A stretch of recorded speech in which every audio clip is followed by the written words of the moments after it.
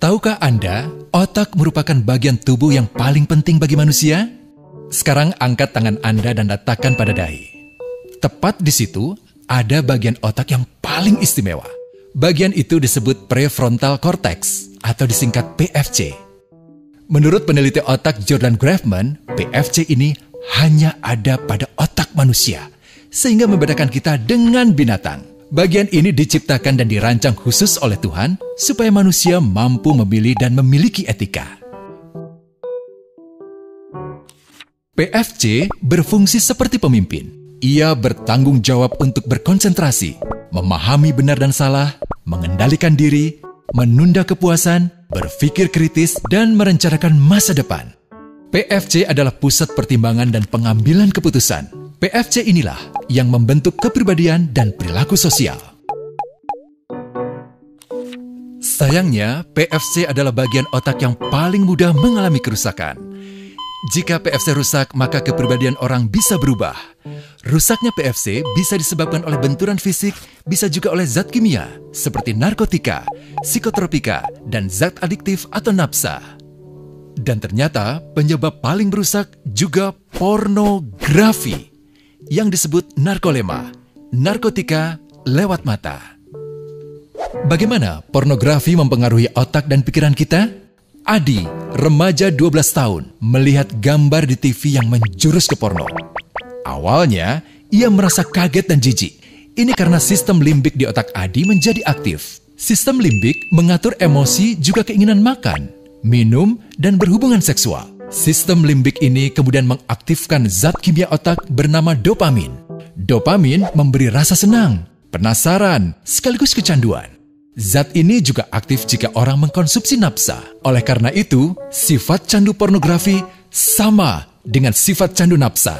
Otak akan mengingat apa yang membuat Adi senang dan bagaimana ia memperolehnya. Jika Adi mendapatkan pembinaan akhlak, etika yang baik, dan patuh pada norma sosial, dorongan melihat pornografi, meskipun menyenangkan, akan ia abaikan.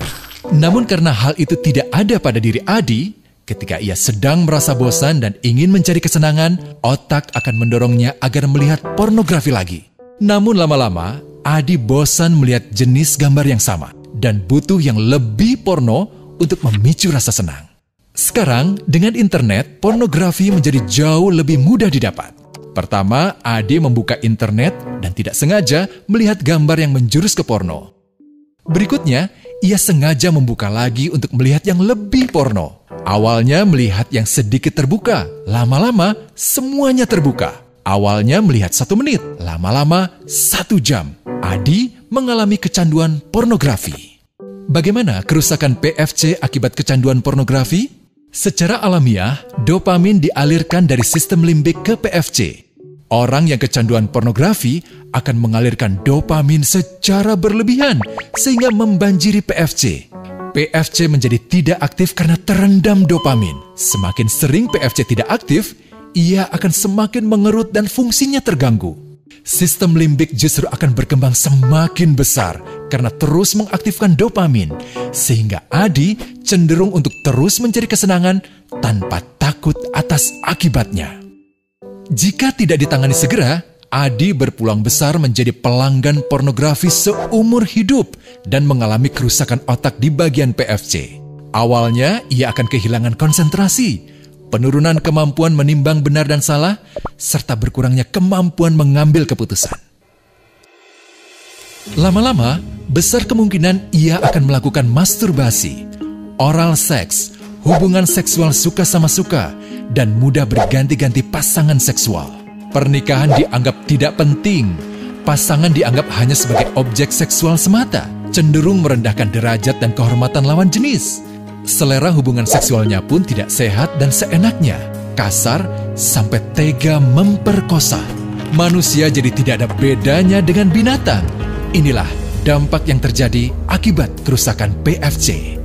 Ahli bedah otak Donald Hilton Jr. mengatakan, jika difoto menggunakan alat magnetic resonance imaging, otak yang rusak akibat pornografi memperlihatkan hasil yang sama dengan otak yang rusak karena kecelakaan.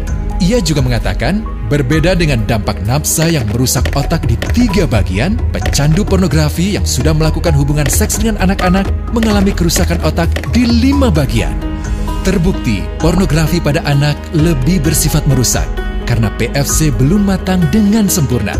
Tapi untungnya, otak anak yang belum sempurna ini masih mudah dibentuk. Pengaruh pornografi bisa lebih mudah dihilangkan asal ada usaha untuk memulihkan dengan sabar, terutama oleh ayah ibu, keluarga, dan orang terdekat. Pelajari bagaimana mencegah dan menangani anak yang terkena pornografi. Mari lindungi generasi kita dari bencana pornografi dan kejahatan seksual.